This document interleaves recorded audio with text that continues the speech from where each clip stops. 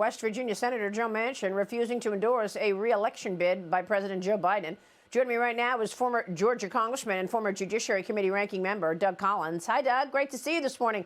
Thanks so much for being here. What do you make of that answer?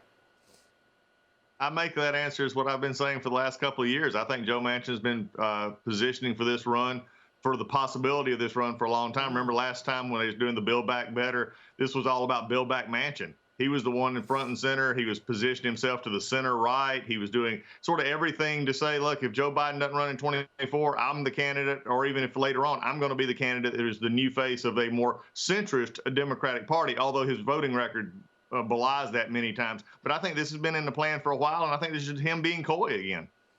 Well, when I had him on about 2 or 3 weeks ago, and I asked him, do you still identify as a Democrat? He said, I identify as an American.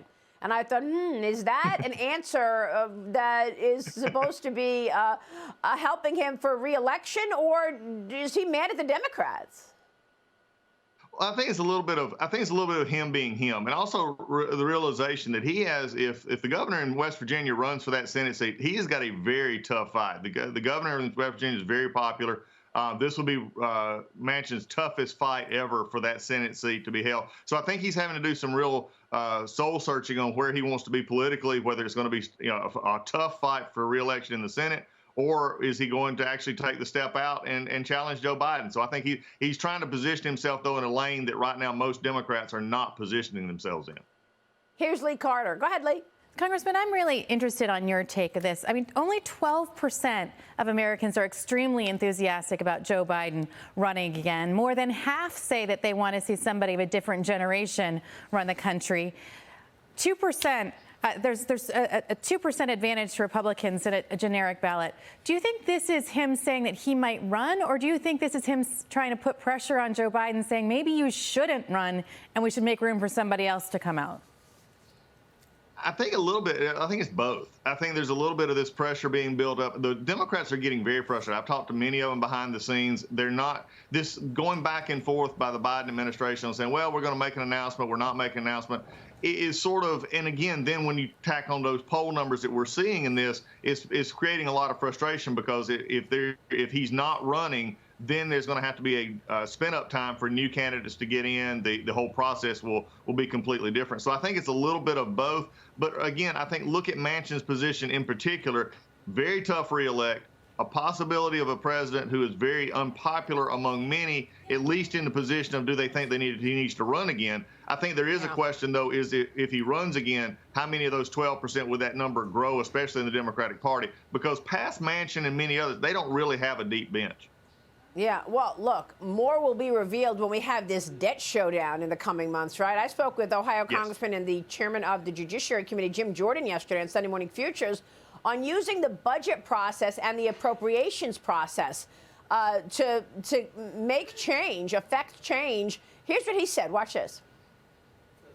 The real power of Congress, the real power of the legislative branch is the power of the purse. And we're going to have to use that both on all this issue where we think the government's been targeting the very people it's supposed to serve, but also, frankly, on the border. I think we're going to have to look at ways to use the appropriation process to deal with the border situation, which is one of the other key areas the Judiciary Committee has jurisdiction over. So what you're suggesting is you'll hold back funding to the FBI? Yeah, or say this funding can't be used for X, this funding can't be used for Y, or limit the funding overall.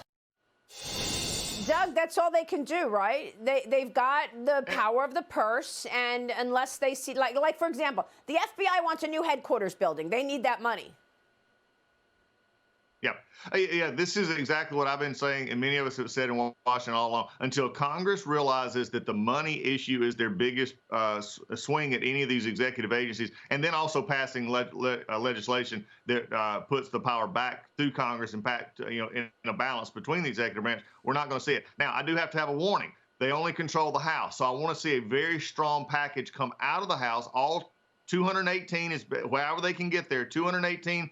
Republicans put a very strong appropriations package over to the Senate, force the Senate to come to a negotiation because Schumer and them are not going to want to do this. But Jim is right, and he and I've worked this before, but they've got to come up with a strong package, not a package that says, well, this is all we can get through the Senate. I want to see the House put through a House Republican package and then force the Senate and the president to negotiate. They may not get everything they want, but at least they're not starting out in a weakened position. And if they do that, then they have a chance to do what he just talked about. Yeah, but Doug, here's the situation. They're talking about wanting a clean debt ceiling vote.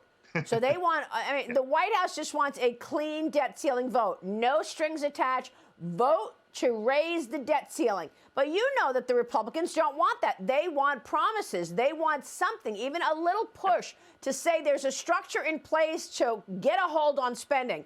They may not get that from the Democrats. And then you know what the perception on the public is going to be? Oh, the Republicans are dangerous. They allowed America to come this close to default.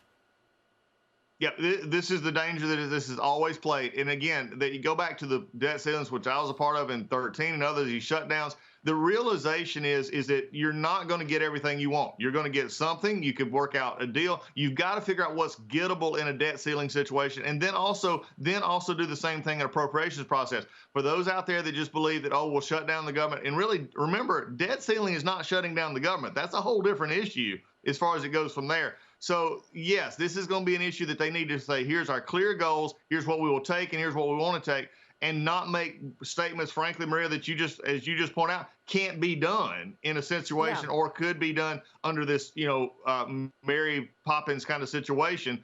They've got to be realistic in how they go about it. But if they're strong in what they do and get realistic stuff that maybe you can get some Democrats in the Senate to agree with as well, that's where you can make some real change. Yeah, you'd think so. Doug, it's great to get your insights. Please come back soon. And Joseph, explain first to the layperson the blockchain part of this and the role that Ethereum plays in all of it. Hey, thanks for having me on. So the artist's name is Beeple, but with respect to Ethereum, essentially for millennia, all of our transactions have relied on centralized trust systems overseen by monarchs in nation states.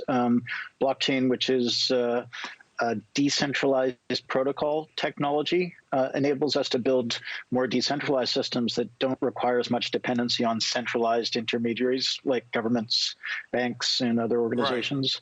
Right. So Bitcoin brought decentralized money to the world, essentially a free market money system that is of the people, by the people, and for the people. And Ethereum enables us to build better forms of money like Bitcoin, but also efficiently create a wide variety of digital assets on much sounder decentralized trust foundations. So earlier in the week, the Federal Reserve System in America, the entire system was down. You couldn't wire anyone money. And while there was no real panic per se, many say that was a good example of where maybe a blockchain system would have worked. In layman's and layperson terms, do you really believe that a blockchain is robust enough to actually take the place of the current system that runs the Federal Reserve? Financial technology, especially in the Western world, is very robust. Layers built on top of that tend to be more corruptible by people. In terms of disruptive technology, generally a disruptive technology starts a little bit behind the incumbent technology, and because of the promise that the people see in it, eventually eclipses that incumbent technology by orders of magnitude. So currently I would say that that blockchain technology is on par with at its foundational level with the existing Western systems. But because it's natively digital, that sort of robustness is likely to move up the layers of the stack, so to speak. All right. Let's get to Beeple and this art thing and the non-fungible tokens. And this is brand new to me, but I'm reading where some of these pieces have gone for $3.5 million. A piece that he sold not long ago went up 10 times in value already, sold for $6.6 million. It's just amazing. You're in the middle of all of this. What do you make of just how the whole crypto world is starting to dominate all the facets of our lives? Well, first, it's important to point out that there is rampant asset inflation all around the world. There's much more money chasing the same number of goods and services, and protecting yourself involves finding things that will appreciate in value as quickly as money is depreciating, essentially. And so there's some of that involved. But also, this is a paradigm shift. We are thanks to COVID, thanks to sort of the end of a 70-year debt super cycle, where we're really running on fumes in terms of how our financial system and the global economy is constructed. And so the paradigm shift basically moves us in the direction of digitization of the entire economy, and digitization on top of hopefully a new trust foundation represented by decentralized protocol technology. So the people that are understanding that have been piling in for a few years and are now piling in much greater numbers. Institutionals are coming. Corporations are aligning their treasuries with the crypto tokens and making use of the blockchain technology in their business processes. You know, I think the key word you said there was the trust aspect of this. It feels like the technology is there, but the trust is gaining big time. Joseph, thank you very much.